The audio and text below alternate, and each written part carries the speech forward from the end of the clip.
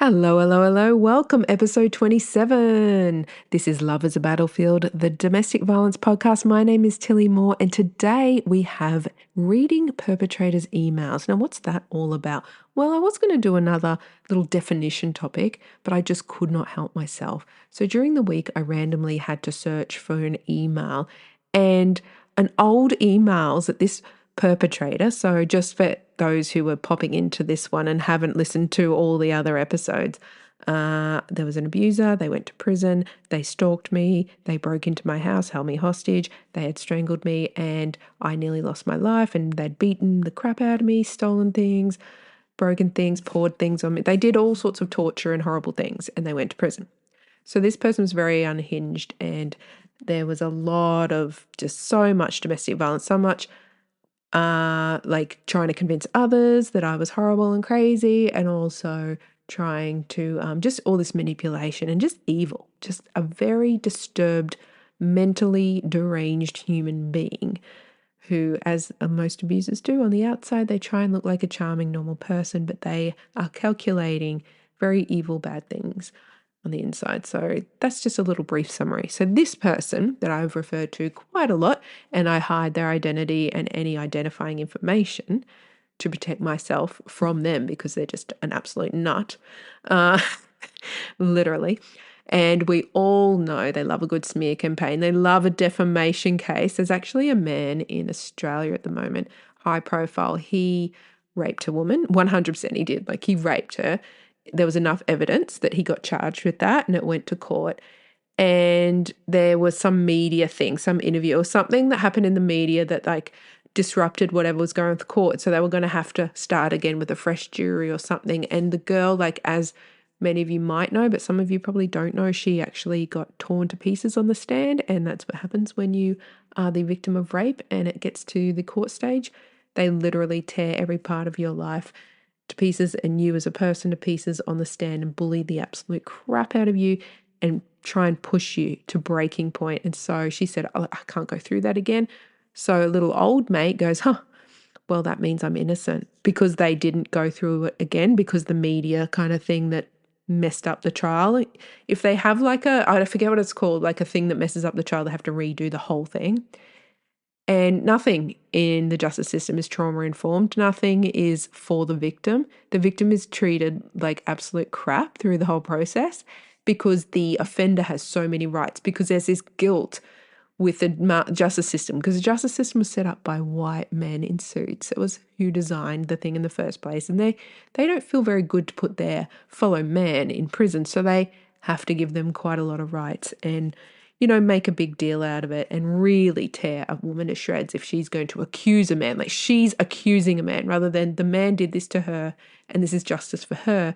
The system is not really like that. It's actually really toxic. So anyway, this is what happened. And so she couldn't go through it again. And so it was just sort of null and void. So then he goes, oh, well, like technically that means I'm innocent. Like, it doesn't.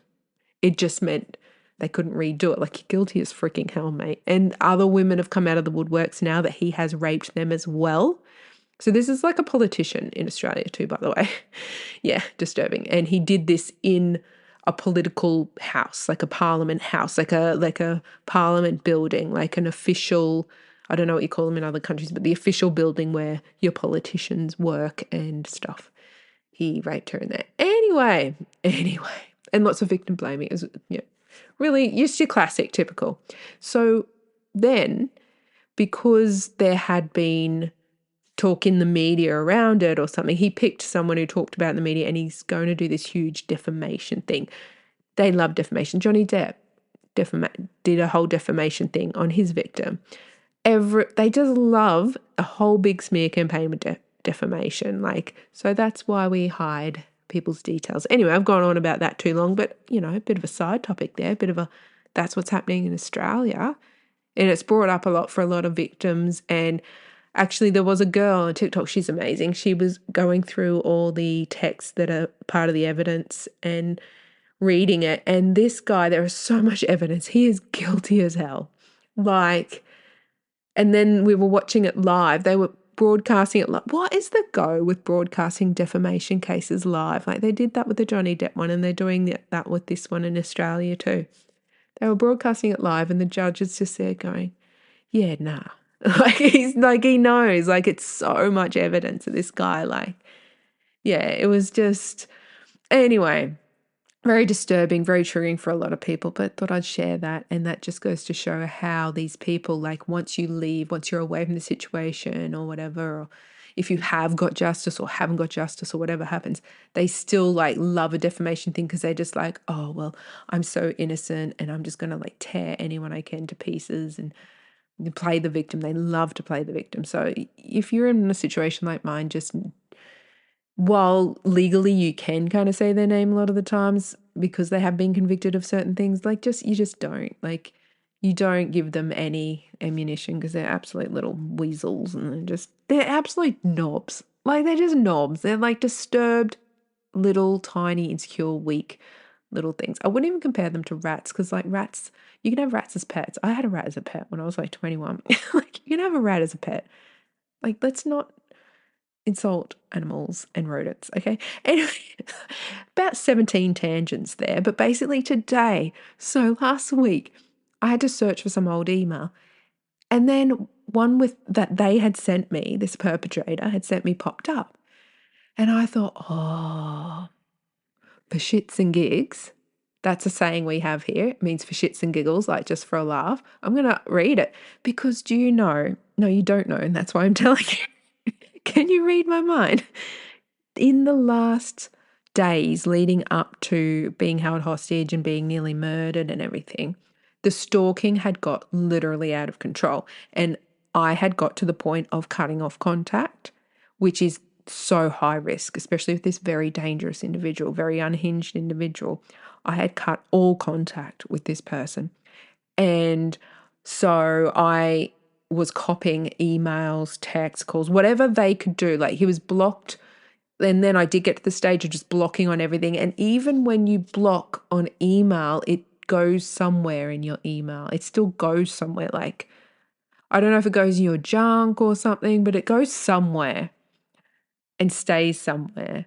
So anyway, there were all these emails that were there and I had not ever read them because I knew at that point, because there's still trauma bond. I had trauma bond. And so if you were doing this, hot tip. If you are trauma bonded to someone, like you're in an abusive relationship, you're like, oh, I do love them, but they won't stop being abusive and blah, blah, blah. And you decide, no, I'm cutting contact. I'm going to leave them. It's over. Don't read their emails or texts because they are designed and calculated to suck you back in. That's the entire point of them. And so what I'm going to do today is I'm going to read through some of these emails and I'm going to interpret them for you. This person and so many other narcissistic types or psychopathic types, because this is like next level, this guy, with how dangerous he is, but those narcissistic types, these emails have been intentionally written so that if a third party reads them, anything that he wrote, he was very aware a third party could read it. So he wrote it as if he was performing to an audience where he was trying to convince that audience that I am unhinged, unwell, and I am a very bad person. So he would always intentionally word these emails in a way that people who read it, who aren't us, would think, oh, she's a bit crazy. Like, oh, she's not very good. Like all these things he's saying. Like, so it was worded in a way that you would not think well of me if you, not knowing anything, came along and if I said, oh, look at this email my abuser sent me, you'd be like, oh, well, he did say that you did X, Y, and Z, and he said this about you. And like it's worded that way. And the threats he puts in there are threats that he knows I know, and this happens so often. The perpetrator knows, the victim knows what they're talking about because they've, been together for X amount of time. They've had, the disagreements where he's abusing and he's making threats. And so he hints at things that he knows his victim will pick up as a threat. But a third party reading it will not even notice that that's a threat. So basically there's an interpretation. I actually saw on a TikTok recently a person had I think it was just a text or something, and they were saying the interpretation. I think it was just 2 sentences or something, and they were interpreting what they meant. They're like interpreting a narcissist language because it was just this simple thing, and they said, this means I'm going to do this if you don't do this. And so they were doing the interpretation. And so I had already thought, as soon as I found these emails, I'm like, oh, I want to share these. And I was trying to figure out how to put it on a TikTok, but then I couldn't figure it out, like how that would work. And it would kind of be not very good. And so, so I thought, I'm just going to read them to you and I'm going to interpret them for you. So you'll hear what seems like an email from a man who's just so in love and so concerned for this very unhinged woman. But I will interpret for you what this means, because what he's saying isn't just this dude and me. Like, it's like, why are you even sharing that with the world? This kind of talking, this kind of communication is so common from abusers. This is a manipulation, and I'll go over in detail how they're trying to manipulate by what they're saying. So I'm just going to go through some random ones I find. Disclaimer, I had not read these. I haven't even read all of them. I just read two the other day because I found one. And I realized I haven't even read these. And then I found another, but I didn't actually go through all of them. Because I do not care. If you have come out of an abusive relationship, can you imagine a couple of years just not even caring? You can't, because your brain, you're so into it. You so still have all these emotions and feelings. You also feel like crap. You're also half blaming yourself. You still have these love feelings. You don't know what's going on. There is a time that comes, I guarantee you, in a couple of years, you just don't give a crap anymore. And now I can read these and laugh because I have my power back. This is when this person is sucking the power out of me. He sucked everything out of me, not physically. And he tried to get me to kill myself. He would push and he would verbally say, kill yourself, kill yourself, kill yourself. Go and do it, do it. No one like he was bullying, like they bully you, they tear you to pieces. They are trying to just get that power and control over you. And if they can tear you down to absolutely nothing, they will own you and have everything over you. And now, 2 years on, no contact. This person, I just see them as a weak, pathetic, very unhinged, very unstable, mentally very unwell, dangerous because they're such a loony person. I have absolutely zero respect for this person. And I look back at the situation and I'll just describe the feelings like while I'm reading it and everything as well, like of what I would have been feeling if I had read it at the time. But I just think the audacity to expect a woman to believe this and respond to this in the way that gives you power and control is absolutely sick and twisted. But it works because they are relentless. They will send email after email after email and message and call and text. And the more you try and ignore them, the harder they come and the more threats that come with them. And so getting out of an abusive relationship is fucking hard and near impossible. And that's why so many women do not survive getting out of an abusive relationship. It's why I nearly lost my life. So let's get into it. Right. So the first one I found today is not the first one I found the other day. I just typed like their name in. And so, but I got to share this one. So this one was sent the day before he broke in, held me hostage. So these are the warning signs. These are the red flags. These are all signs that someone is going to unalive. Oh, I'm not on TikTok. I can say the words. Someone's going to murder someone. And you might be like, oh, that's not blatantly obvious. He's not saying, hey, I'm planning to murder you and break in and hold you hostage at X time. Well, they're not going to do that, are they? Because it's all this psycho-ness coming out of them and all this, if you don't do what I want, and they just escalate and escalate. So this is the day before I'm held hostage. Hope you liked your email, one of those smiley faces that you make with the colon and the bracket. You're logged in, so hope it made you smile. That's it. That's just a mini email. Don't worry, there's novel ones. So what does that mean? He's saying, I can see you're logged in. And this email was an email I haven't used for years. I obviously used it back then. It was a Gmail. He could see that I was logged into Gmail. How could he see that? I had called him out on this. He was logged in to Gmail for me because Gmail was set up to show my location through Google Maps and everything. And he always knew where I was, always, like live. He could always find me in traffic, always just turn up at places. And I'd said, I know, it's like through Google, like Gmail, you are tracking me. And he's like, oh, you're being so paranoid. And no, he would always turn up places. He knew where I was. And this is just evidence of that. I've only just read this, like just before I press record to start today. He's saying you're logged in. So what he's saying, it's a power thing. He's saying, I'm watching you. I know you've read that email and I know you haven't replied. And in the email, there are threats, like and consequences of if I don't reply, what's going to happen was that he was going to turn up and do whatever he wanted. So it's a threat. It's like, I know you've seen it. I know you've read it. And there are consequences if I don't get the reply that I want. That's the subtext of this. But to me, it's just saying, hey, this is evidence that he knows I'm logged into my Gmail. Like, how do you even know that? As far as I know, my email, I only ever got it through like the mail app in iPhone, not through the actual Gmail app. But I did have a Gmail up on an older phone, I think. I don't know. Anyway, we got to keep going because I'd be here all day otherwise. Here we go. See, I can laugh now. If anyone's in that situation, you've come out of an abusive relationship, you will laugh. You will laugh at this person one day. It takes time to get your power back. You will laugh. It's not about power because we're not in this little game of power struggle. We don't want that. We want no part of it. We're normal people.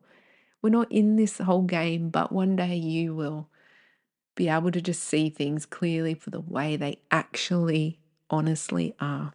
Right. The 3 exclamation marks. He loves 3 exclamation marks. This one is titled Stop It, and it's 3 days before I was held hostage. Stop acting like you're better than everyone. Grow up and take responsibility. Far out. Blaming me for everything makes you what? When do I ever say it's your fault for this and that? I never do. I point out your behavior, which is disgusting at times, like now abusing me on your drive home. You said you're cranky because you're tired and hungry. Then you yelled and called me names again every time. So I'll see you in person. 3 exclamation marks. It's always 3. Right. So you're like, what's all that crap? They just start by saying you're not good, you've got bad behavior, like put downs. But he tries to word it because I'm a mental health professional at this time, and I taught him things about the wording and how we talk. Like he picked that up from me. So he tries to speak in a way that, like, just say my colleagues or something who know mental health, like, so if they read it, he tries to talk in the way that I had pretty much taught him to talk about mental health and everything and behavior and everything. So that he's trying to twist all that at me. So they try and put you down, and he's not just going to go, oh, you're crap.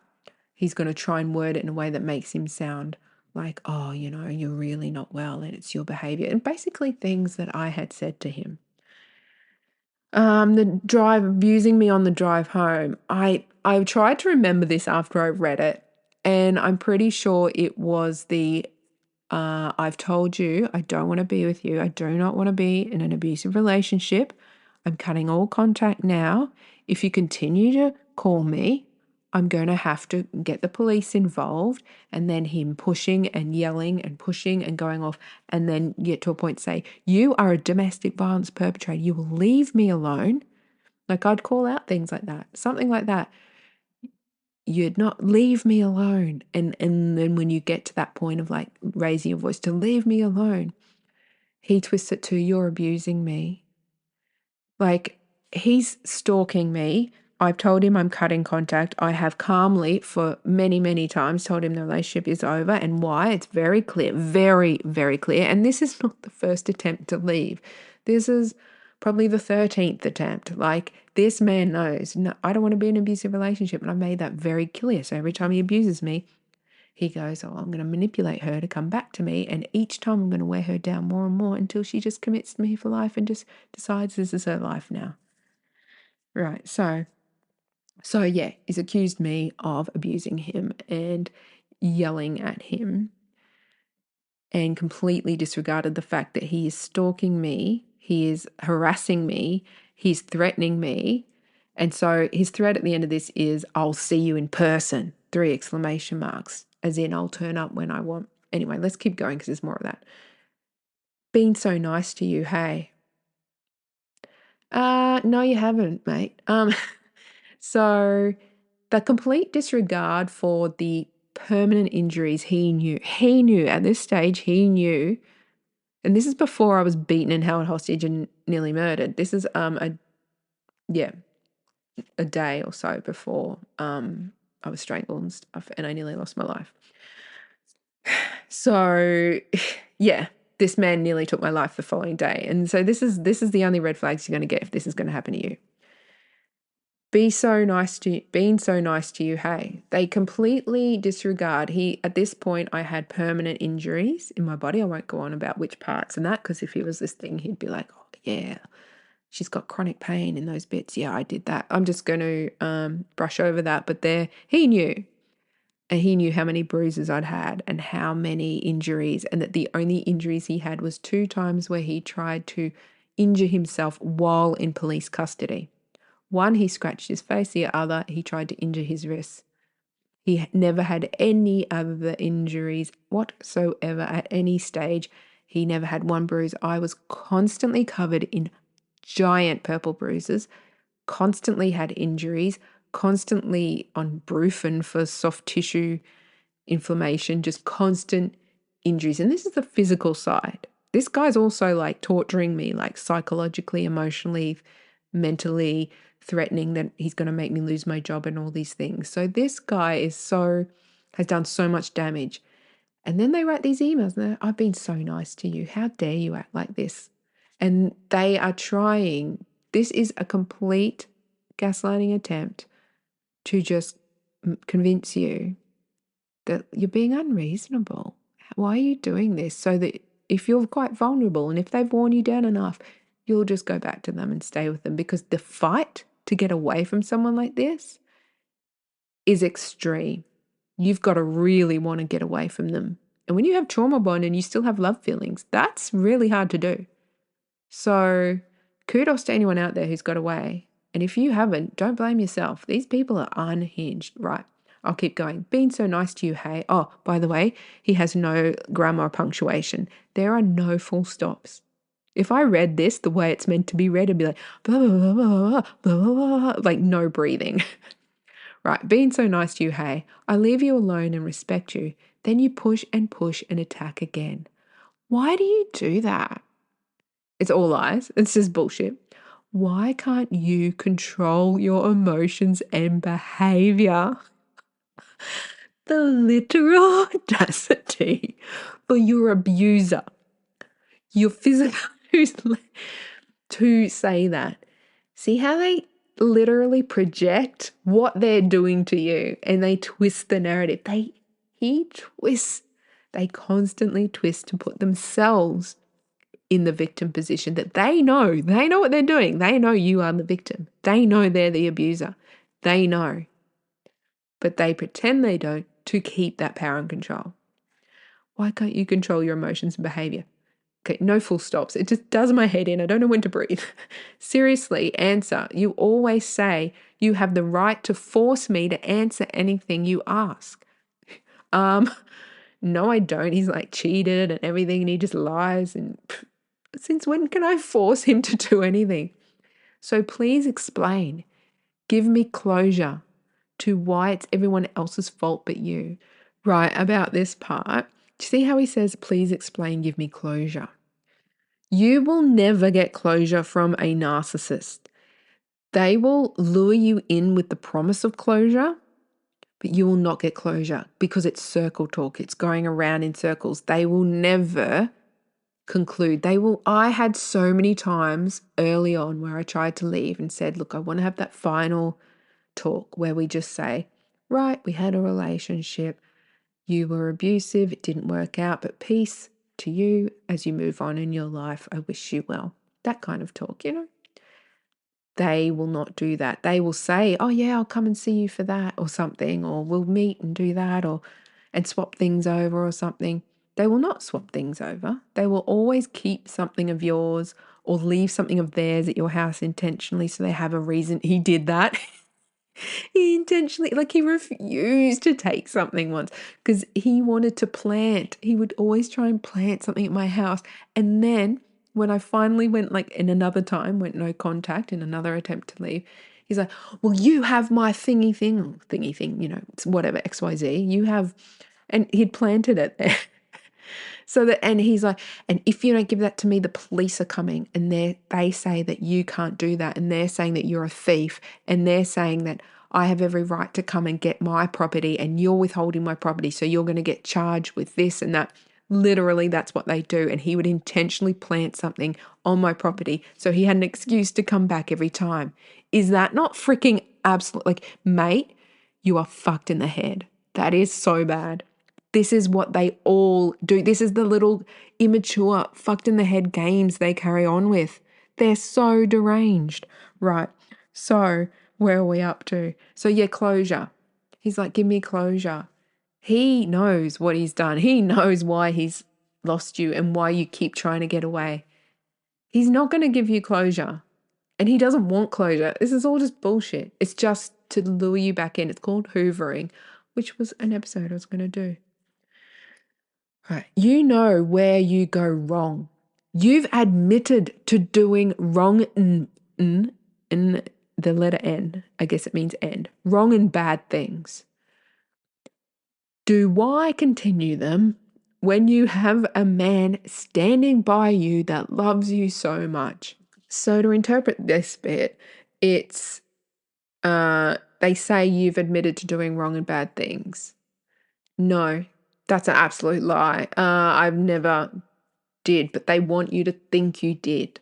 And see how he doesn't actually say things. So you, a true victim, will say to the perpetrator, you hit me, you cheated on me, you lied to me, you did this, you did these behaviors, you did these things. They're not good. That hurt me. They'll specify what he did, like you bruised me, you choked me, you strangled me, you held me hostage, you tried to kill me, you punched me in the head, you gave me concussions and head injuries. They'll have specific things at the time that they are saying, look, you didn't do this. So he doesn't have anything. I did nothing. I was a good, genuine, decent person. That's the kind of people they choose. They specifically target people who are good people, who are they're not gonna target someone who's gonna fight back, who's gonna do to them what they're doing to them. They're not gonna target someone who's gonna hit them back.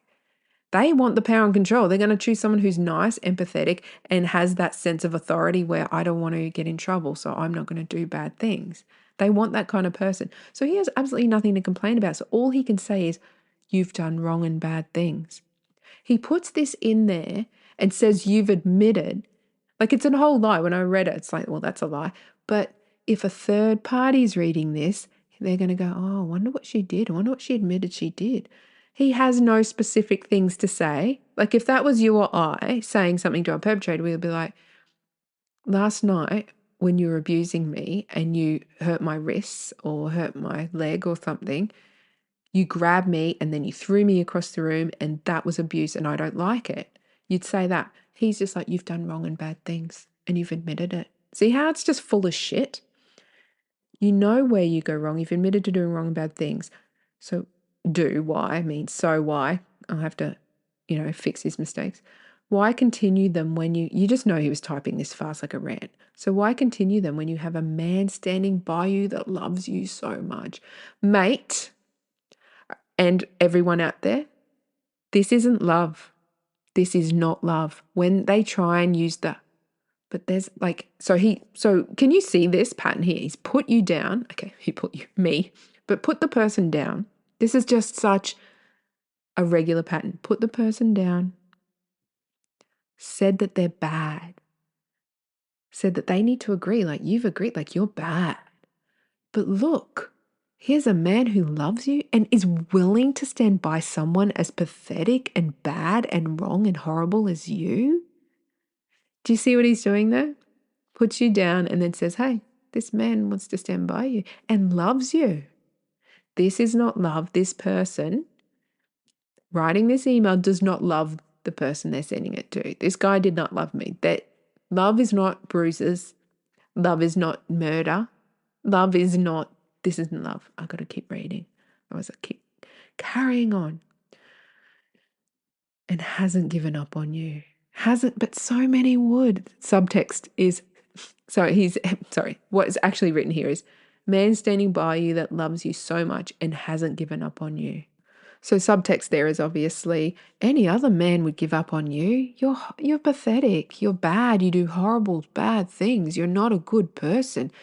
I'm not giving up on you. Other people would. See that brainwashing, gaslighting bullshit. So he's saying he loves you, hasn't given up on you. I'm reading now, by the way. I'm getting so frustrated with all this. No shit, Sherlock. You're losing your power and control over this person. She's left you. Of course you're frustrated because you see it as a game in your deranged head. You don't see it as a normal, healthy relationship. I'll keep reading. I'm getting so frustrated with all this. It's only ever face to face we settle this and you come good. 3 exclamation marks. Right, this is important to discuss. This was something very common in a lot of emails, messages, and bullshit from this person. I need to see you face to face.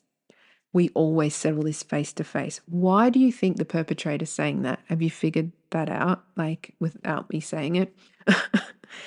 They can manipulate you in person probably 50 times better than they can via text or email. They know this. There is evidence of this.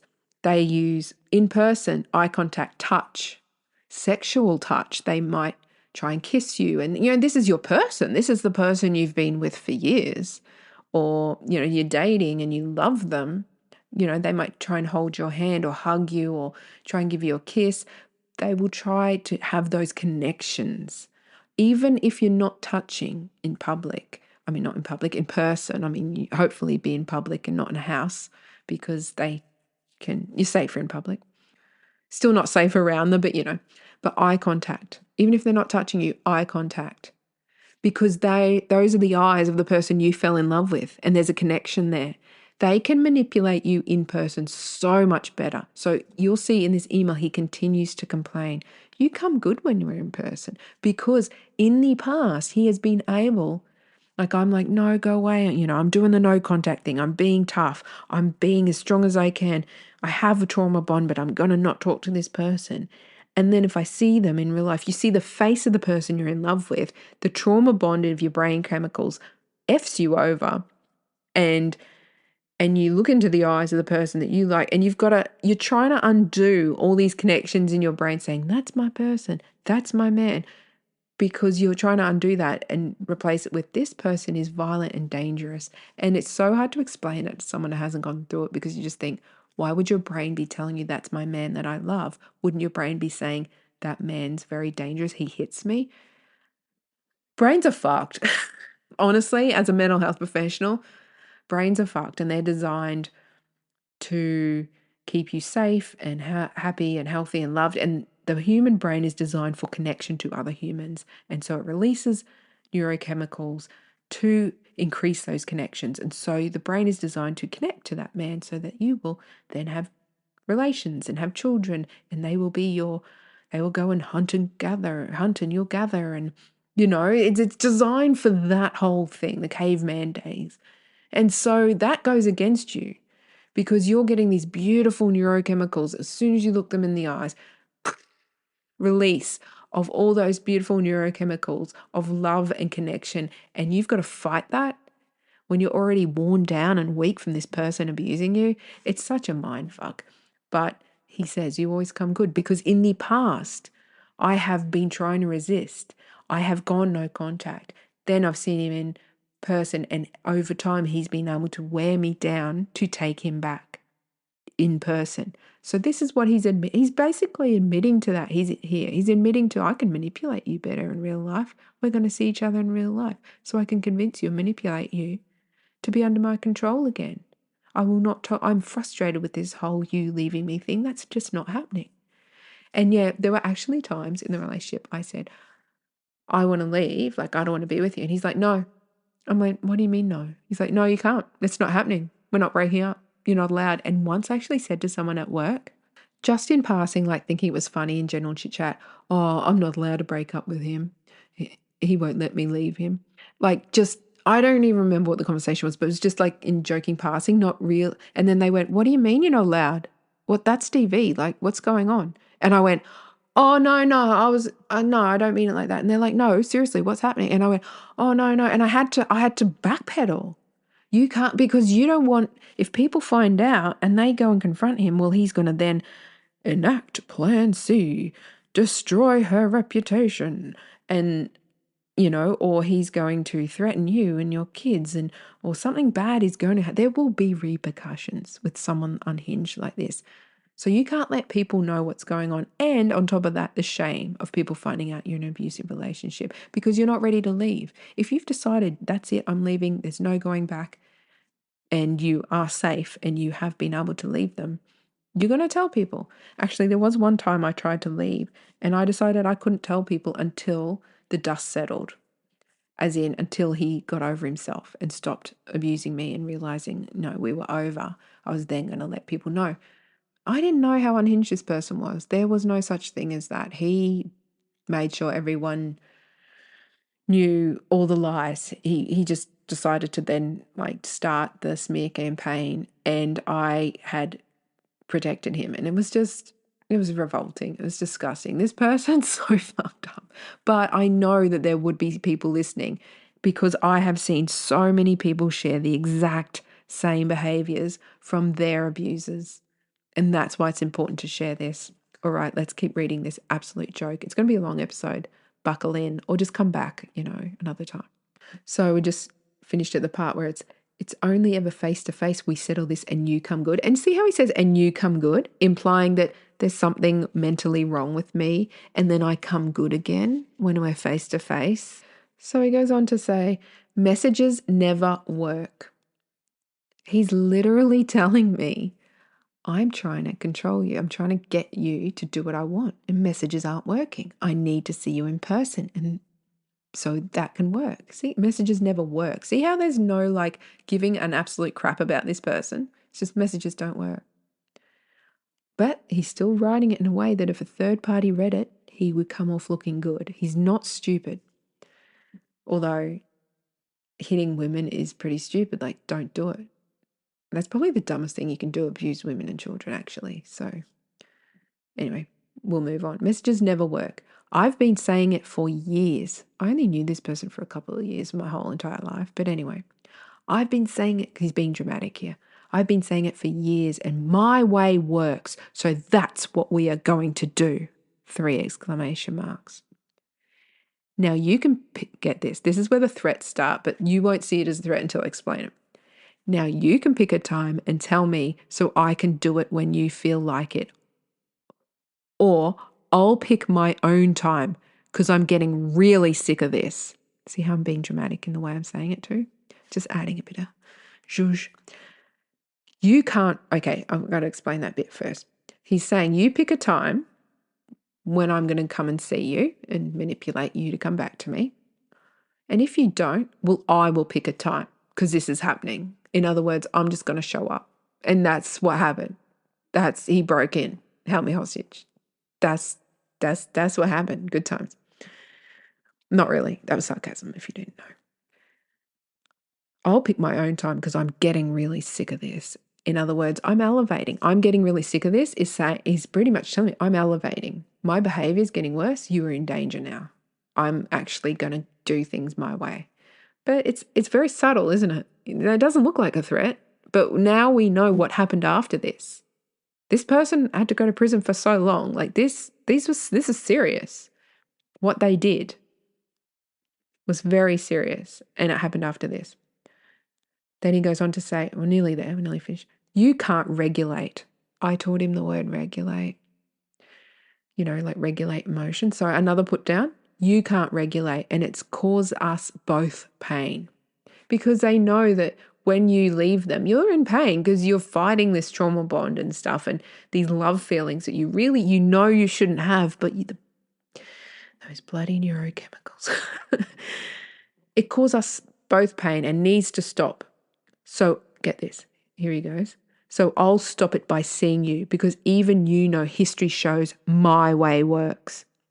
It resets you, it reconnects us, it settles everything down. 3 exclamation marks. And there were 3 exclamation marks after my way works. It resets you, as in, I'm so, hysterical. The woman has gone hysterical and crazy. She's tried to end the relationship. What a nut job. See me in real life. It'll reset you with your mental crap. It'll reconnect us and settle everything down. See, he's trying to convince me to, what a dick. I know, by the way, if I'd read this at the time, I wouldn't have been sitting here laughing and saying what a dick. It would have been, I'll tell you in a minute. Maybe I'll forget. Who knows? It's a gamble, really. Okay, I'll keep reading. I know you get this with delivery notifications. He sounds like a child, like for real. It's just such a crack up reading it years on. Hot tip. Highly recommended. Do it. Don't read them at the time. Do not. I know you get this with delivery notifications. I mean, at the time, you're terrified of this person, but now I'm just like, what? Do reply with a time, please. Nothing else. Then in caps lock, nothing else. That's the end of that email. At the time, if I had read this at the time, I would have felt threatened.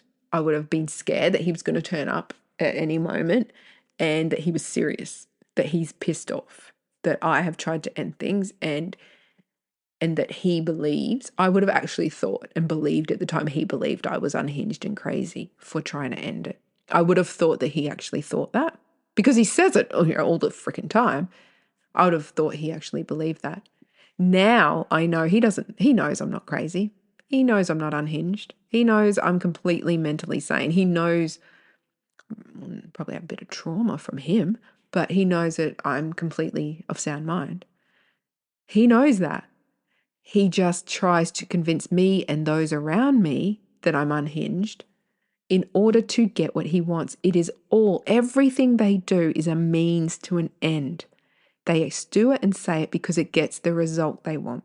He does not believe. So if you're in a relationship like this or have been, he does not believe you are crazy. He's just saying it because it gets the response from you and from those around you that he wants.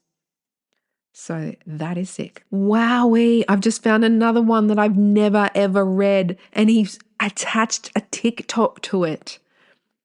Right. This was sent the day he held me hostage. So obviously that night he broke into my house and held me hostage and terrorized me and all the works and jerks. That day. The title is, Thanks, This Is You, Love to Abuse Men. And then it says, check out such and such TikTok. And he shared a TikTok. And the TikTok is a girl's face with some music. I'll play that. I don't think you can hear it through this microphone for some reason. It says, it's just a girl standing there, just smiling at a camera. And it says, telling a guy you love him while hurting his soul and breaking his heart is emotional and psychological abuse. Stop.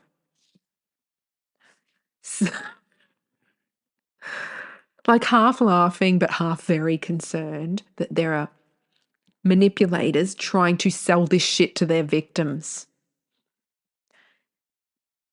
Trauma bond, which is from an abusive relationship, means that you do love them, and you have fallen in love with this person, unfortunately, because they have groomed you and love bombed you. In fact, he knew exactly what he was doing when he was grooming and love bombing.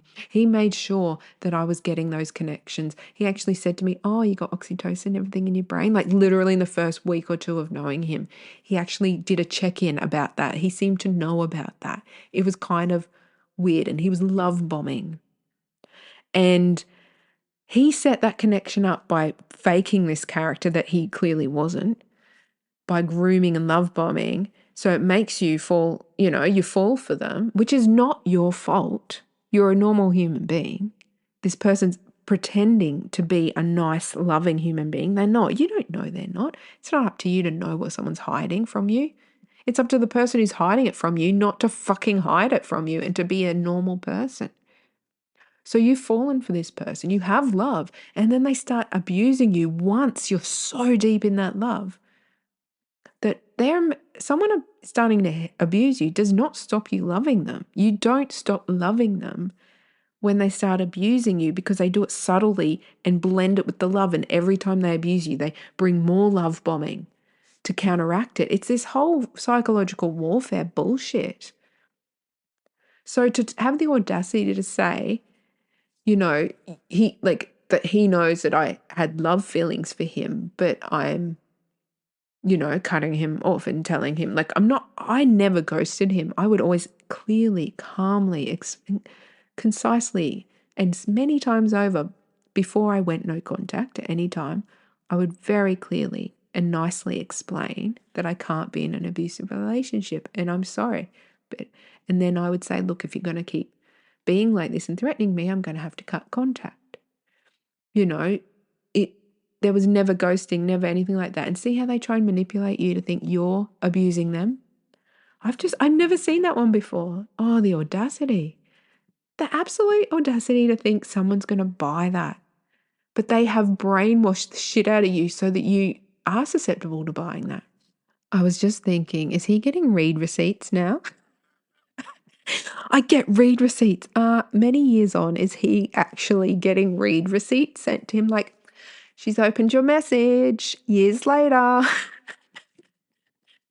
Like, yes, slay. Enjoy that read receipt. Whatever, weirdo. Another one here. The day before I was held hostage. What are you doing? Okay, so this was sent while I was at work. I'm not talking to them. Like, I've tried the no contact. I'm at work. What are you doing? Like, I don't get it. You've been back from break for a while. No call. You want me to call you back again? You asked me to last night, so not sure. So what this is saying is, I'm watching you. I can see what you're doing. I can't explain because I don't want to give away any identifying information, but he believes he had ways of knowing what I was doing at work. I won't go into that any further, but he's trying to imply, I'm watching you, I can see you, I know that you've had a break and I know that you've come back from break. Either he knew it or he was, because he knew people. Like, I'm not going to go into it because, you don't want to give away any identifying information, especially to someone this unhinged. But what he's saying is, you've come back from break. I didn't get a call on the break. Like, he's acting shocked when he knows he's been very clearly told a long time before this that things are over. I'm about to cut contact because you're being unhinged, you're being unsafe, you're threatening, okay, now I'm going to cut contact. From now on, I'm not going to talk. So then he acts like we're together. And at this point, he's telling everyone around us that we're together. Why'd you not call me? Because he's wording this. So if a third party reads this, they're like, yeah, why didn't you call him? What? You're not being reasonable. But they don't know that I have left this person because they're highly abusive, and I've made it very clear that they're not to contact me. There's actually a DV order in place at this time to have zero contact with me and not be within so many meters of me. There is an order not to come near me or contact me at all. And the audacity, he just sends this. And see how he's acting like, what's going on? And it's half like, well, I'm going to word it like this so you can't show anyone this. because it just makes you look like you're not being very nice.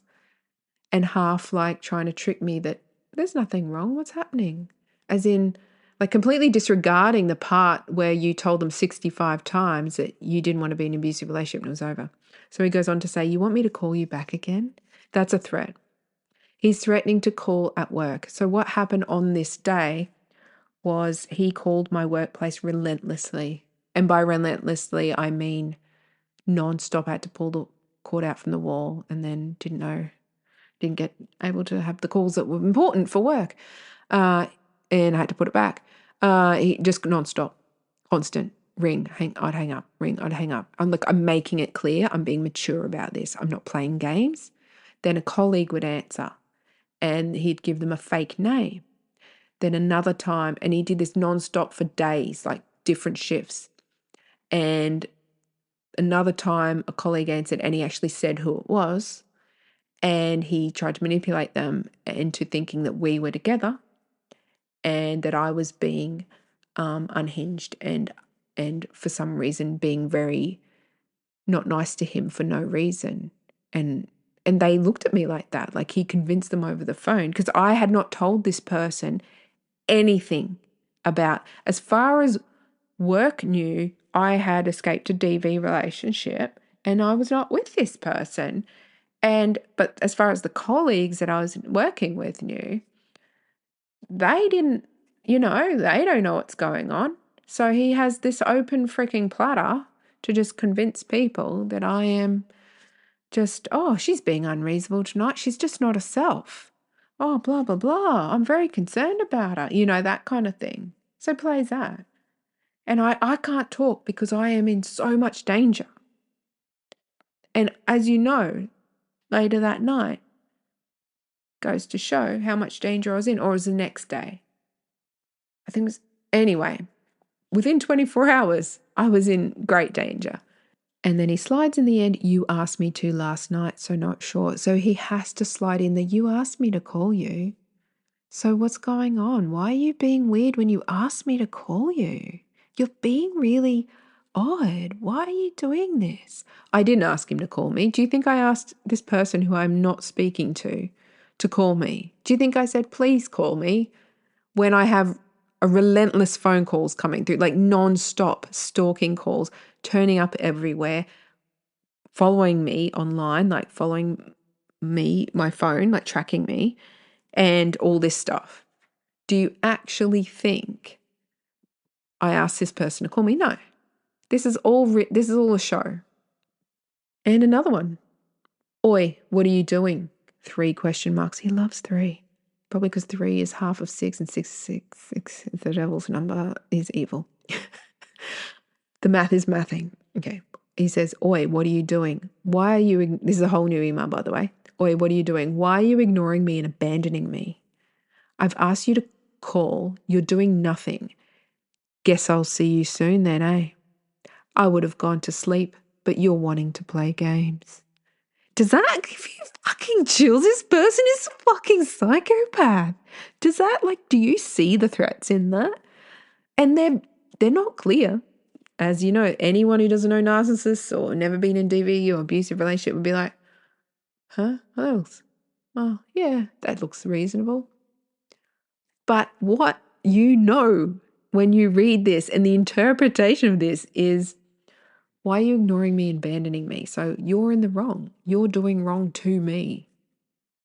That's what it is. And he says abandoning because he tried to say, I have abandonment issues and that's why I act like this. It's a lie. He just brought that up one day randomly when he was trying to groom and love bomb me after being abusive. He tried to, victimize. They want to be the victim. They victimize themselves. They need to be the victim. So he's like, oh, it's these issues I have.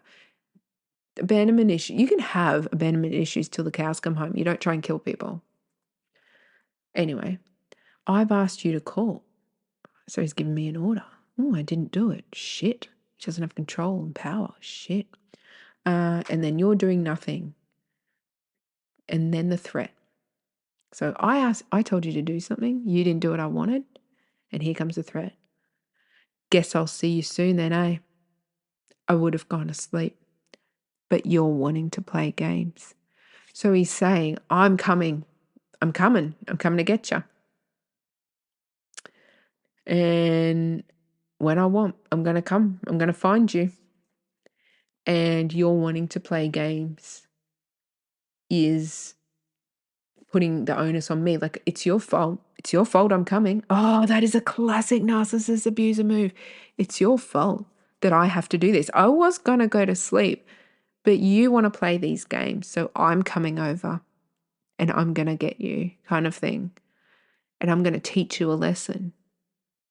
You're the one making me do this. That's what he's trying to say. And it's like, bullshit, mate. These games are in his head. There are no games. And I actually became quite wary of this during it. And I would say, mate, you're playing these games with yourself. I do not subscribe to these games. I want nothing to do with these games. Too old for this shit. I don't want anything to do with it. I don't play games. If you want to play games, it's you playing by yourself. And he'd try and drag you and draw you in like this. No, I don't subscribe to this. You have rights. You're a human being. No one can tell you that you not doing what they want is you having poor behavior and being bad. The next one makes no sense. He sent a TikTok. He said, TikTok, what I always say when I try, hey. And it's a story about someone who was in a relationship for 10 years and the other person wasn't in a relationship with them, but they were lying to everyone that they were in a relationship with them. That's weird because he was lying to everyone that we were in a relationship. So I think he's trying to say, well, I have to lie that we're together because I'm just so obsessed with you. You're just, when they do oh, you're the greatest, but then put you down the next minute. Okay, so we'll find another email. All right, you're probably going to have to come back, like put some headphones on when you're walking the dog or something. Like, this is long, but I don't want to do it in 2 episodes because I don't want to devote that much time to it. You never know. Maybe I should. Okay, here's a big one. So this is a very long episode today. So just come back when you can if you have to go and do something, but come back because this is juicy. This is juicy. This is hot tea because I've just opened it. It's very old tea. The tea bag's been sitting there for years, but she's hot because we're just reading it now together. This is a long one and it has photos in it to remind me of our love. And in my face in those photos, I am clearly in an abusive relationship. Very sad to look at, that poor girl. Anyway, the title. Oh, he sent it to more than one email address. Let me see. He sent it to 2 different email addresses, hoping, he sent it to a work one and my home one, making sure I really get the message because I've blocked everywhere I can. Because I'm doing the right thing at this stage. I'm trying to get free. No means no, dumbasses. Anyway, sorry. Let's get back to it. The title's called What's Going On, and then the colon with the bracket to make a sad face. It's long. There's no full stops, but I will put those in by breathing because breathing is advised. I really don't understand what's going on. This is physical pain. Actually, I'm going to try and read as much as I can before stopping and explaining so it's not all over the place. I really don't understand what's going on. This is physical pain for me, for him. Don't you get it? You know how abandonment is, and the longer it goes on for, it's hard, more painful, more anger through it. And you're purposely doing it. I don't purposely cause you pain. I never go out of my way to do that. Right, no, I've got to stop. I'm not going to read the whole thing and then come back. Like, you got to stop because there's so much in this. He's the victim. He's trying to say, I'm the victim. You're abandoning me. You're causing me physical pain by not wanting to continue an abusive relationship. Not taking any accountability, responsibility, no. Brings up the word abandonment again. And the longer it goes, it's more painful. And then he puts in more anger. He's hinting, bit of a threat there. Like, you know what's going to come the longer this goes on. He's pretty much warning me. And then accusing me of you're purposely doing it. He is trying to convince me that I am like him, that it's a game and that I am doing this ignore thing as a game play in his game. That's all it is. Me ignoring him is a move in the game to get me power or whatever. Like it's a move. It's not me trying to get free of my abuser and cutting contact as a last resort because he couldn't just peacefully have a breakup and remain friends like I had tried, like everyone in these relationships. We actually do try that first. They don't accept that. They continue abusing you. They escalate that abuse, and it gets to the point of having to cut contact. So apparently I am doing this intentionally as some kind of game. He knows I'm not. He knows what I'm doing. He's just trying to convince me that it's this so that I feel bad and therefore get under his control again. The audacity in the line I just read before, I don't purposely cause you pain. I never go out of my way to do that. What? Beating women comes naturally. You're not going out of your way. He goes out of his way so far to cover up his abuse. He goes out of his way so far to manipulate everyone around him and around me to cover up his abuse and enable it to continue. He went out of his way big time to abuse me and to continue abusing me and to do that to the victim before me and the one after me. He definitely goes out of his way. And to say, I don't cause you pain. I never purposely cause you pain. He purposefully caused me pain all the time. These abusers do. It's all lies. So let's read on. So I don't understand why you abuse me and make fun of mental health, for you have mental health problems. Right, so he knew that I worked in mental health and people around me that I would probably talk to about this and could possibly show these emails to work in mental health. So he knows that saying in there, you're making fun of mental health would make me look like a bad mental health professional, because a mental health professional shouldn't make fun of people with genuine mental health issues. So he's putting that in there to put me down, to say, well, it's your fault because you're not nice to mental health people, knowing that will hurt me as well, knowing that will put me down because he knows I take pride in my job.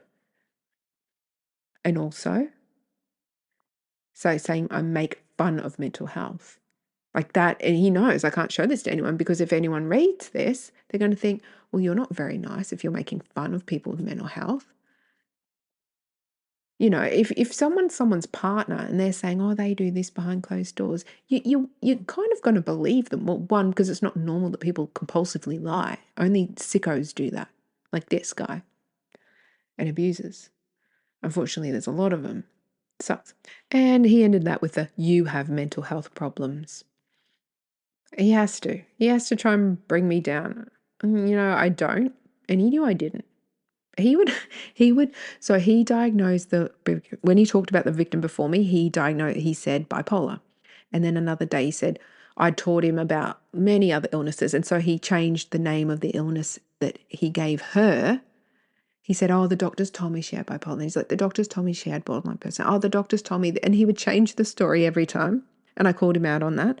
And then he would come to me and say, oh, well, you have this. And then he'd change it to you have that. And then you have that. And he'd keep changing it. And then he'd change the symptoms as well. He'd try and convince people around me, he'd learn the symptoms of like borderline personality disorder. And then he'd learn the symptoms of psychosis. And so he'd change what he wanted the narrative to be for the people around me or for myself to convince me and others that, she's not well. It just depended on the audience and his motive at the time. He would always change it. So here he just says, you have mental health issues, because he's just like, well, he's not picking a diagnosis today so if I actually had a diagnosis, would he not put that in there? Anyway, you have mental health problems. He says, the difference, I think he means the difference between us is I got help and can admit it,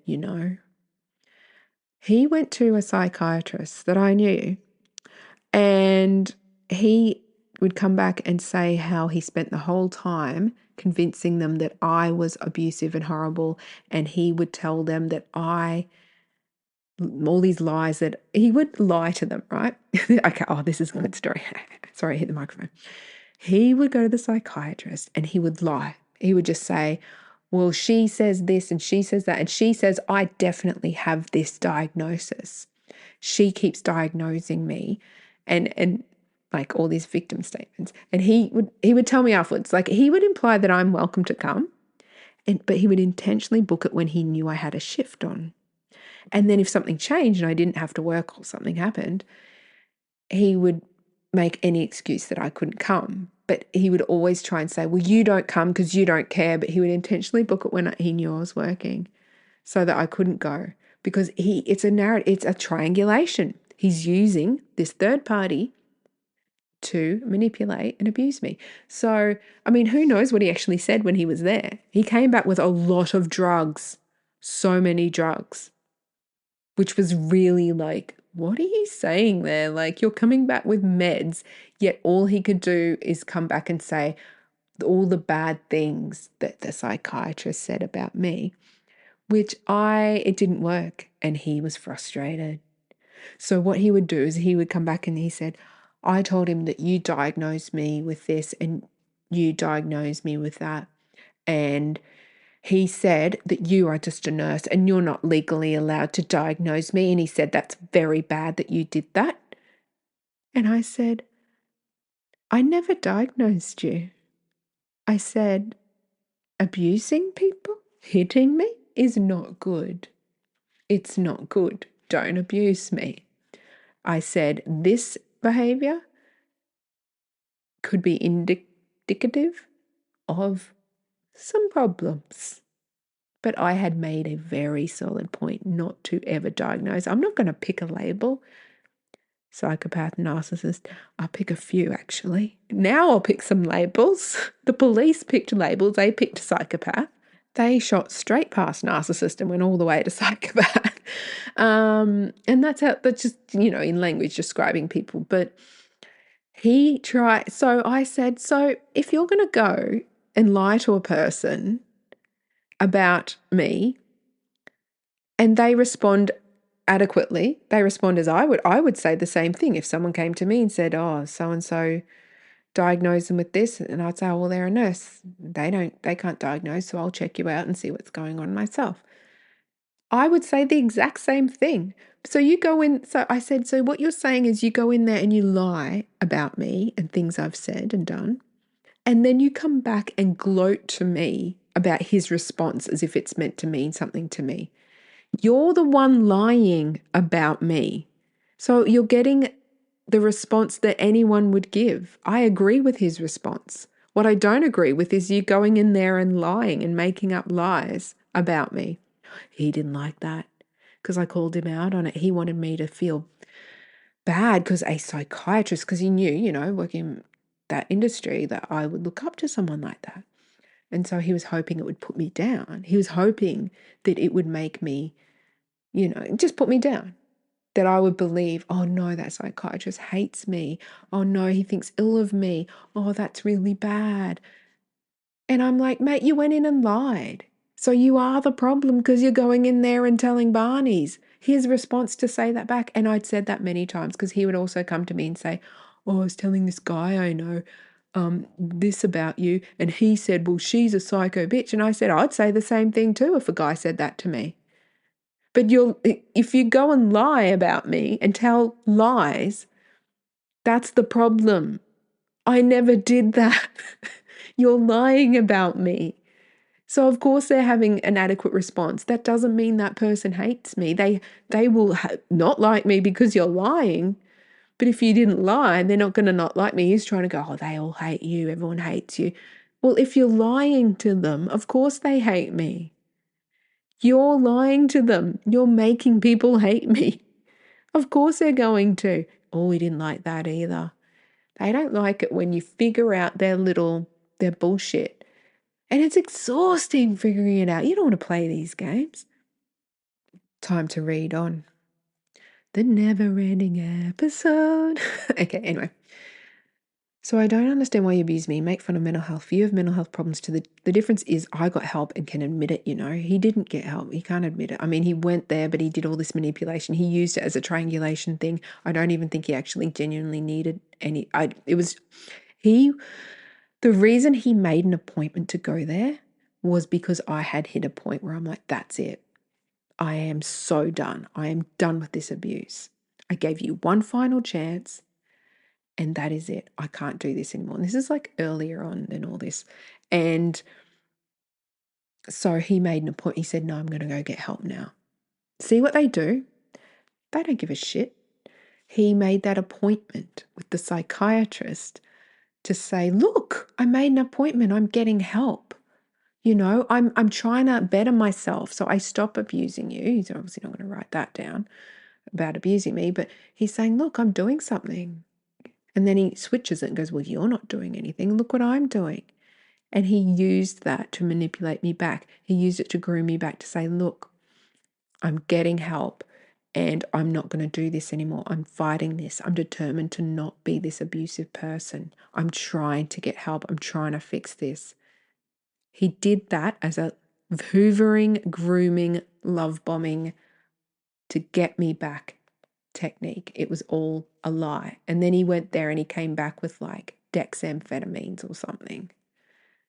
It was like, yeah, so he obviously minimized. He said nothing.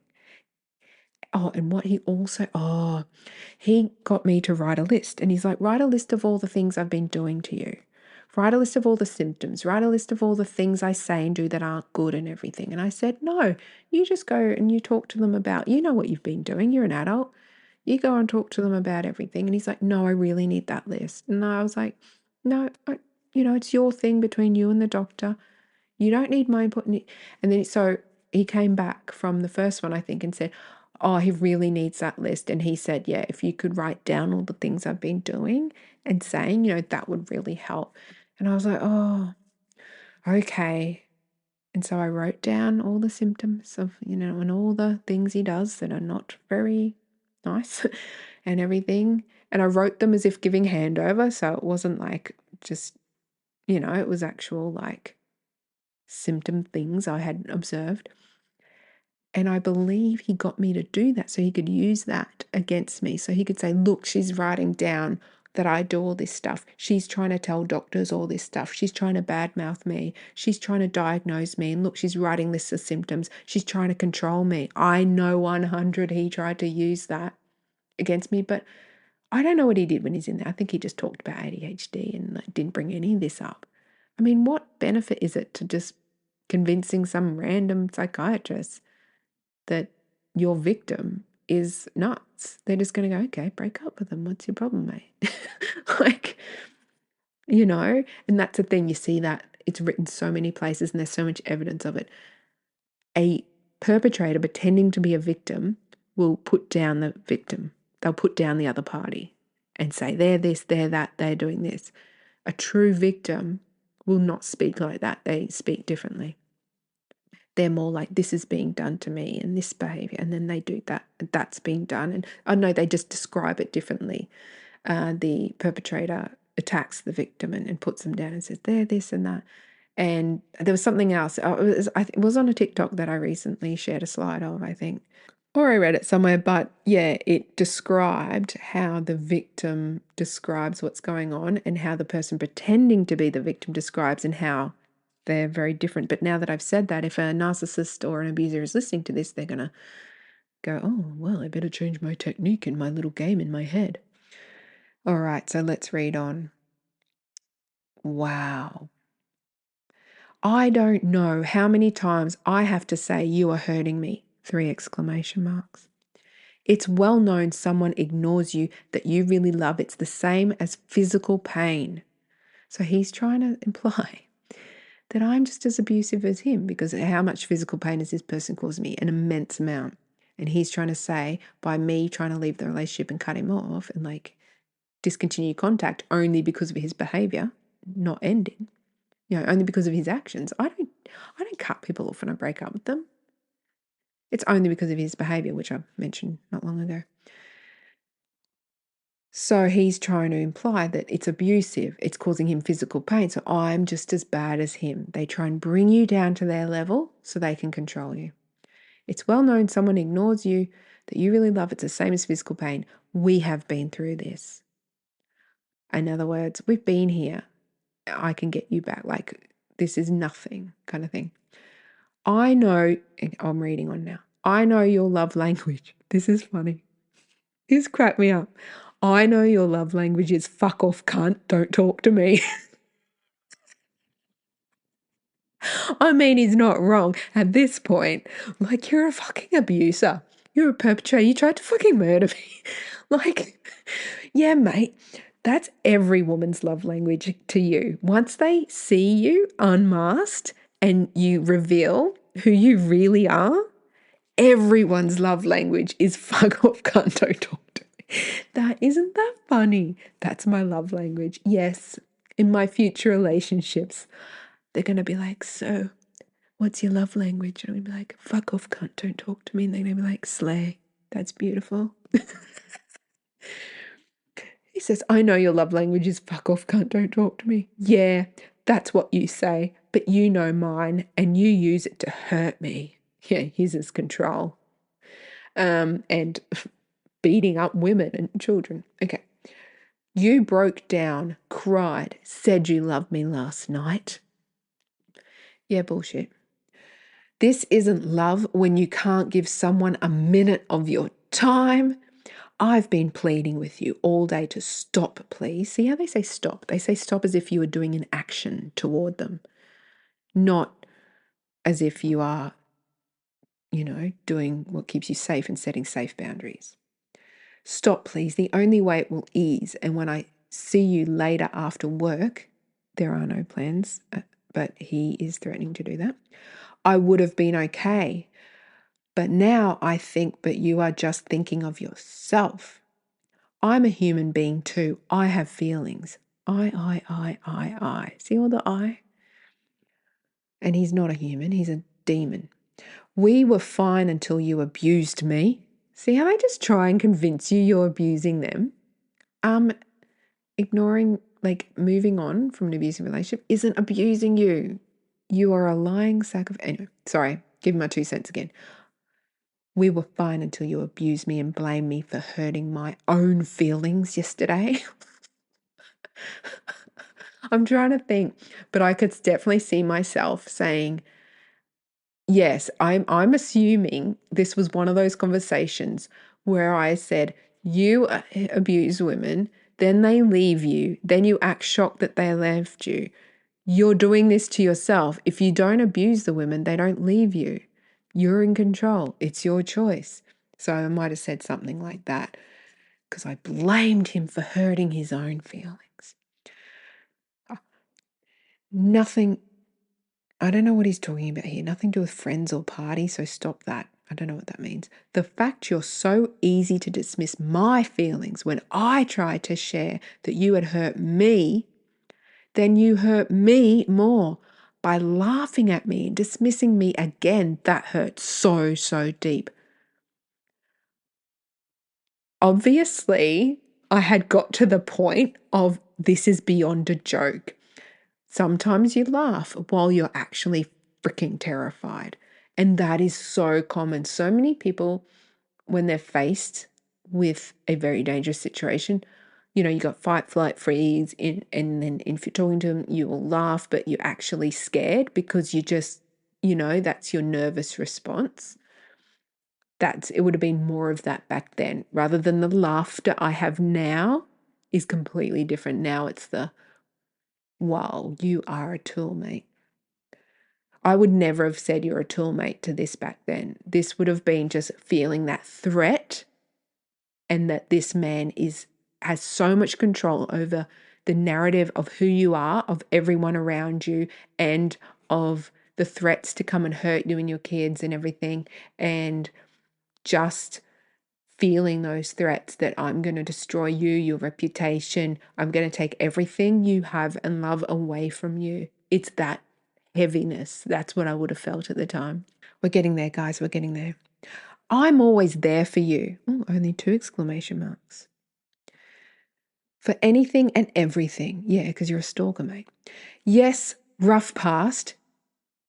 That's him acknowledging all the abuse he's done for me. And it's constant. He couldn't go 2 weeks without being physically violent. So it's constant. So all his only acknowledgement of that is, yes, rough past. You have to stop using that. You have to stop it. So you have to stop using the fact that I abuse you as an excuse to cut contact with me. I have to stop that. Yeah, rough past, we all have a rough past. That's in the past. He would hit you and instantly say, well, that's in the past. Get over it. That kind of audacity. Anyway, keep going. To constantly bring up stuff for 8 months ago, a year ago, 2 years ago or more. I didn't even know him for that long. It's controlling and narcissistic. You know that I use the word narcissist. The second I brought the word narcissist into conversations with this person, he instantly started calling me one. The day I brought it up, they will say, they will call you what they are and what they're doing and what, and what you say to them, they'll twist it straight back. It's just like they're on this auto robot pilot of just twisting everything backwards. So it's controlling and narcissistic. You don't do it. It's toxic. I don't know, this doesn't make sense to me either. So you have no, caps lock, right to treat me the way you do. And I only, caps lock, react to you when you treat me like shit. I blow up a bit too, but then you blame it all on me. 4 exclamation marks. Oh, you blow up a bit, but it's because of me that you hit me. That's what he's saying. I might hit you. I might get violent, but it's your fault. Don't you know it's your fault? What a crock of shit. It was not me at all. 3 exclamation marks. The imprisonment would suggest that was a lie. It was all you. You're not nice like that. Thanks for the put down, mate. I'm glad you had your coffee with the something girls. I can't disclose the word there because it gives away identifying information. So this is having a go at me. So I, after work, had coffee one day with some women who are friends, and he didn't like that. We were separated this time. This was me having already left, setting boundaries, and him starting the stalking, constant abusing campaign that he would do every time I tried to leave him.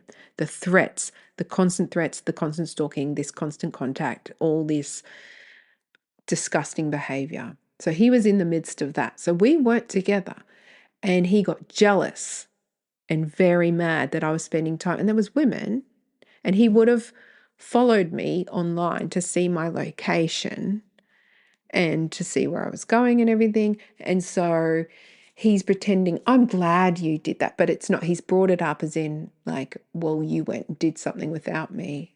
That's a very subtle thing that only I would pick up in that.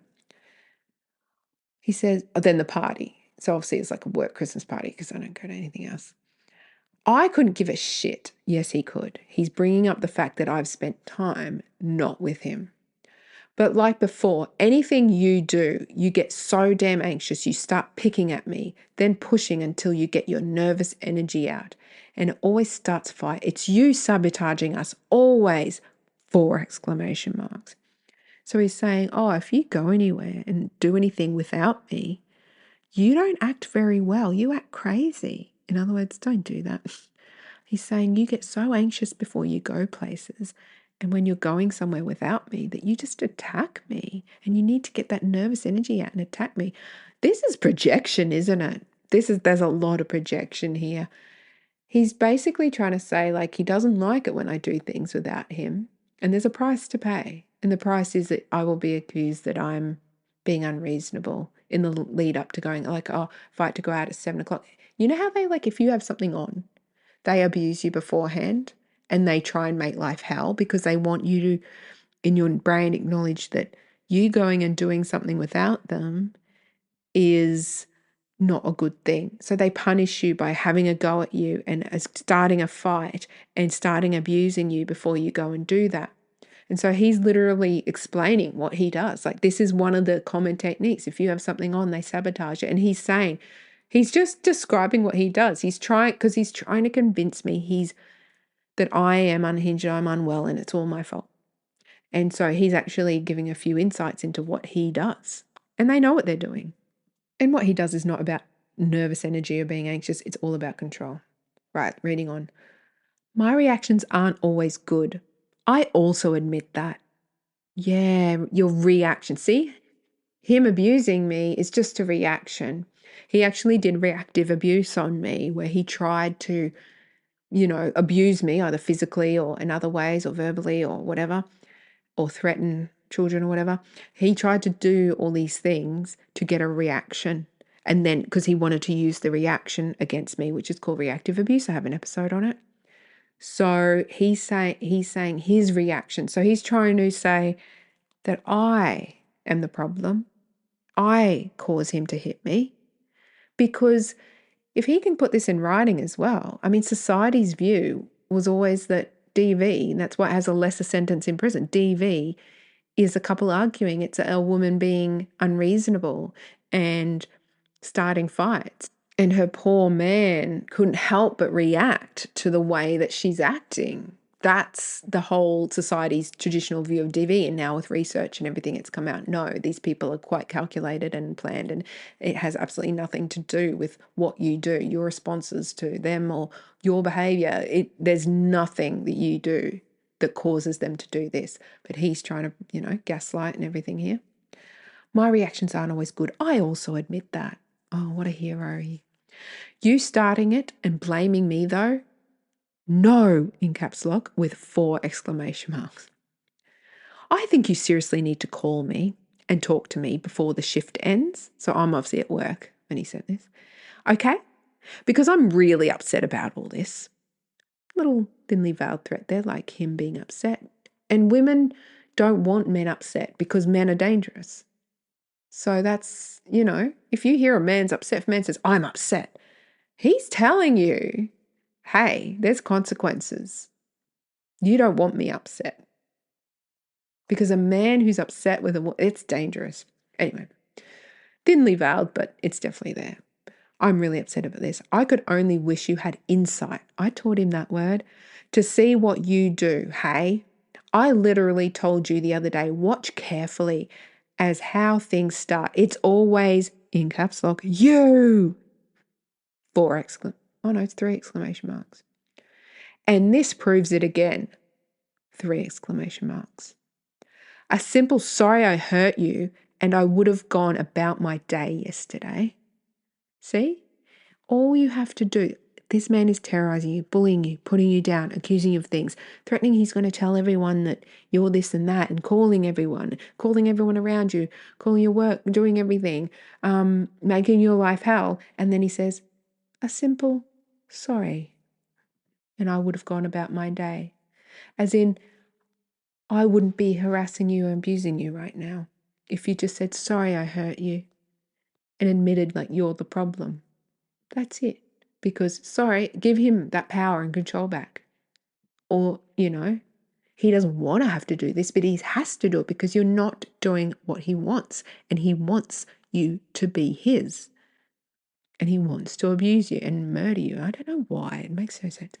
Anyway, stop talking. I'll read on. Nearly there, guys. Why do I need to teach you how to be nice to people? Be nice, 3 exclamation marks. Even early on, phone, at work. Oh, see this triangulation? Your colleagues like, what's happening? And you snapped, in caps lock, I don't want to talk about it. It was like, oh my God, you can't talk to people like that. Oh my gosh, Karen, you can't just ask people why they're white. That's a line from Mean Girls, by the way. I was like, oh my God, you can't talk to people like that. You snapped at them. So see, there's something that happened, and it actually happened, called the work, and the person, for some reason, I don't know, like how he was in earshot or something, and they've said, what's going on? And you just say, oh, I'm sorry, I don't want to talk about it, because I was painted into a corner. I could not reveal, hey, this man's abusing me. I'm really scared. Like, I'm really unsafe. Please help me, because I was not safe in the threats at that time. I couldn't, he knew he had me in a position where I can't disclose what he's doing and how unsafe I really am. And I'm just trying to set boundaries, please go away. Like if enough time passes, he'll go away. Yeah, I was wrong about that. But I cannot reveal this. And I also want to be professional, and I'm not bringing this to work. He's trying to do that. I'm not bringing this to my workplace. I'm not doing that. I'm mature and I'm an adult and I'm here to do my job and leave all that at home. I'm not bringing it here. I'm an adult.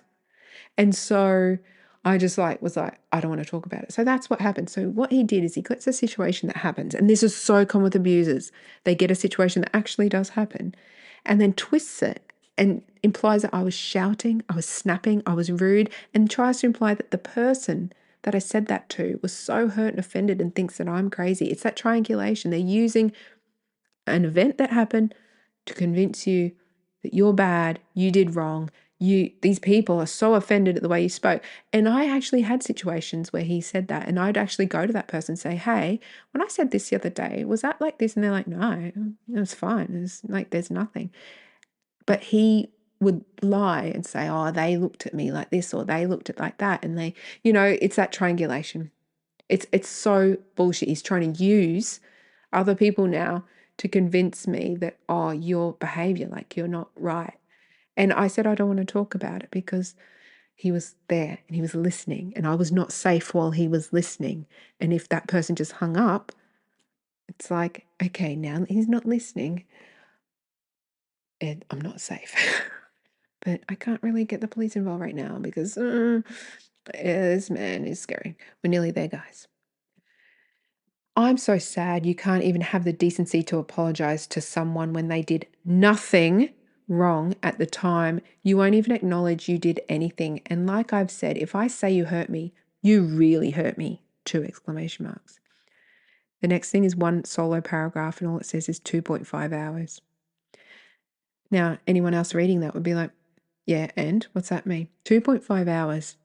He's saying, this is a threat. He's saying, so he assumed I read this at the time. He's saying in 2.5 hours, I'm coming to find you. Your shift ends in 2.5 hours. That's what he's saying. But he doesn't say those words. He doesn't have to because he assumed I'm reading this and I know, and I'm like 2.5 hours. And then I go, what's in 2.5 hours? My shift ends. Oh, he's coming for me. He's coming to get me. He's either coming to get me where I work or he's coming to get me at my house or in between. He's done the car thing. Like, yep. He's coming to find me. He's coming to get me. And that's what he's implying. But all he says is 2.5 hours. And he makes a point of putting it by itself with no other words around it. Creepy motherfucker. P.S. You didn't sign it off. Don't you say P.S. after you sign it off? Anyway. P.S. I have no idea what messages or what work because the phone's not sending anything. So I'm sending it to your email addresses. Okay.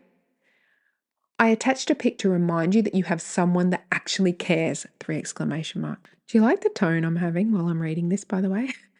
I'm trying to put a different tone on when I'm like talking to you versus reading him. I'm reading it like the little brat bitch that he is.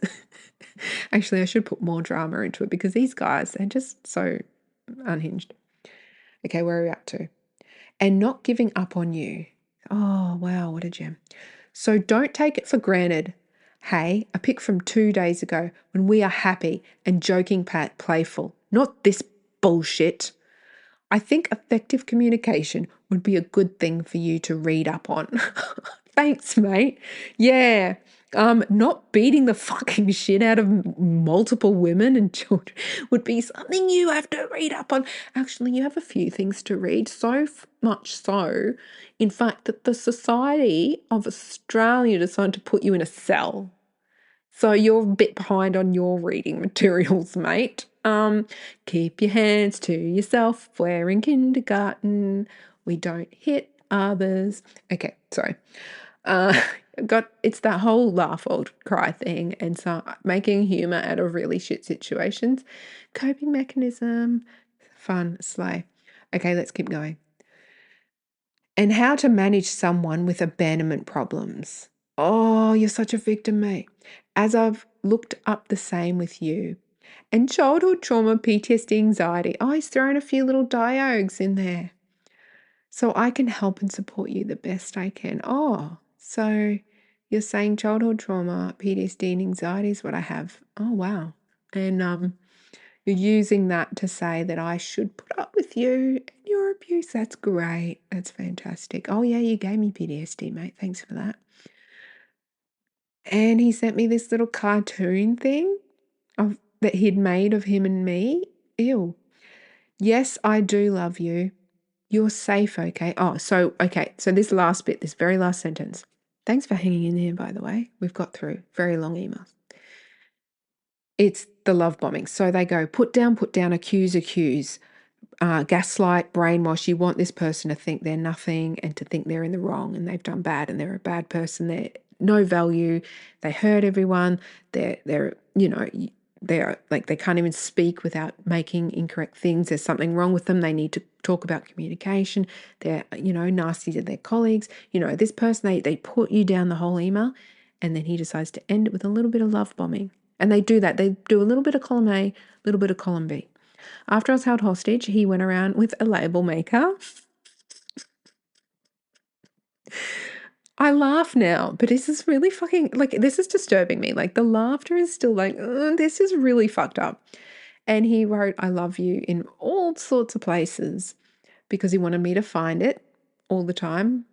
And then he also microwaved my work ID card so I couldn't go to work and destroyed many different things like in my house and stuff. So he broke many things and destroyed many things. And then other things he made I love you notes. He scratched I love you into the ground. Like he left I love you all places and then destroyed things, broke things, smashed things, tried to break things that were quite expensive and everything. And he did all of that. So they always do a little bit of column A, a little bit of column B. Column A, punish because you're not getting the reaction you want. Column B, love bomb to try and encourage that person, like brain chemicals, to switch back on to you. Isn't that fucking sick and twisted? Okay, we're nearly finished. Yes, I do love you. You're safe, okay? You have no idea the relief of hearing that. Like at the time, like I didn't read this, but like anytime he said you're safe, because I felt unsafe constantly. I was unsafe. The fact of the matter was, and he knew it. He knew what he was doing. I was not safe.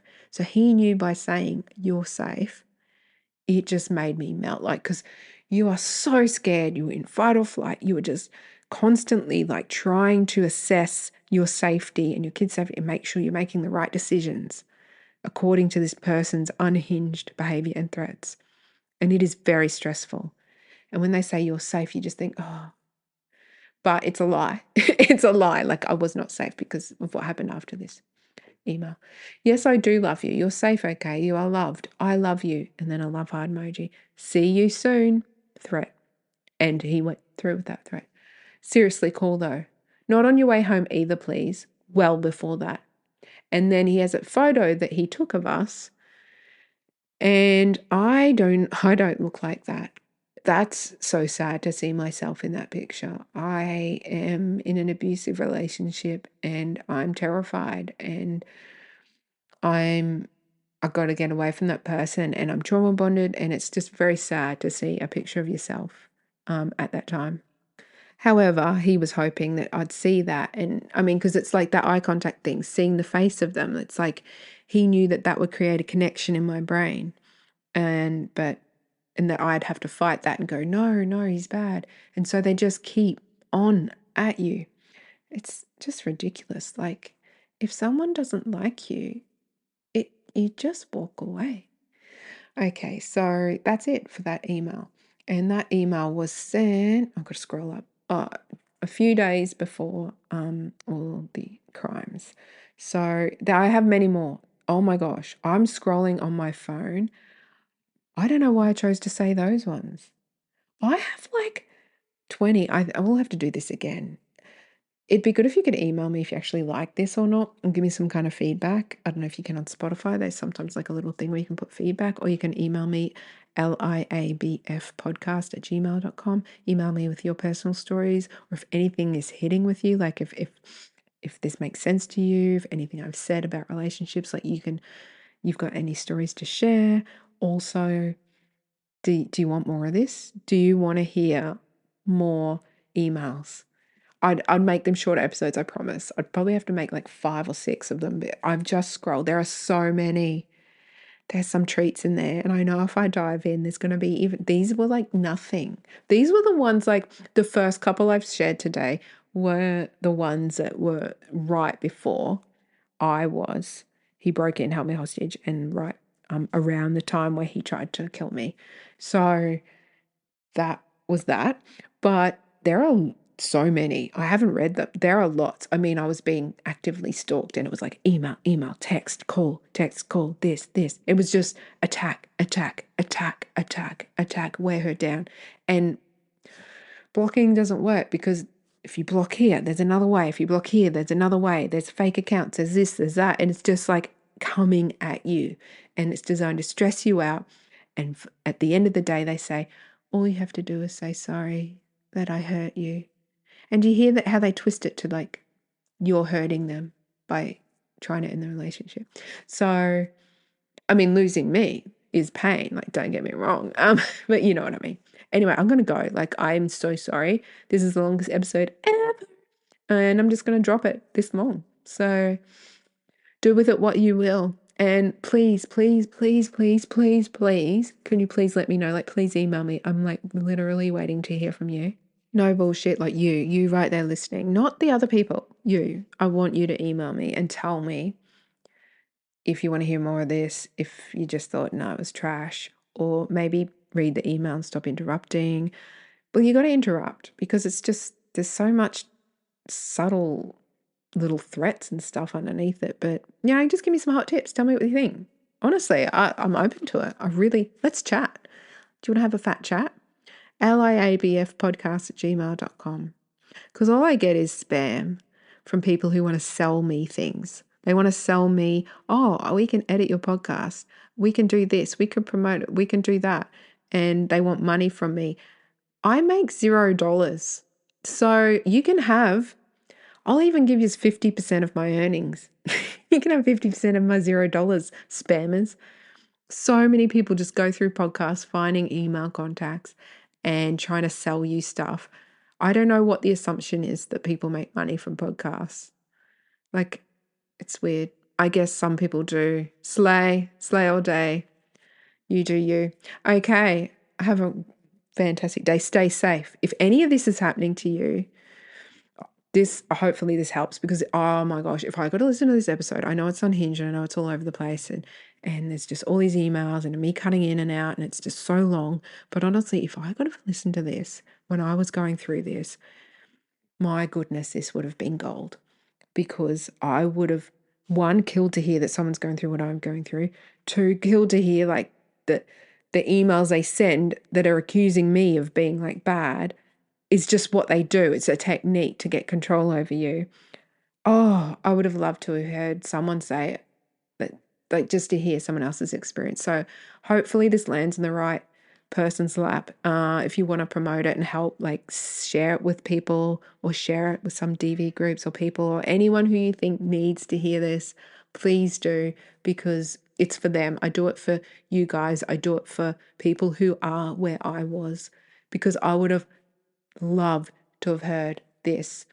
Even me back then would have loved to hear from future me. I would have loved to hear future me laughing at him and calling him a tool. Because back then you're just a ball of tension and you're trying to survive. And I would have loved to hear that he ended up going to prison. That would have been such joy in my heart and peace. Anyway, better go. Stop talking. Okay, bye. Love you. Bye.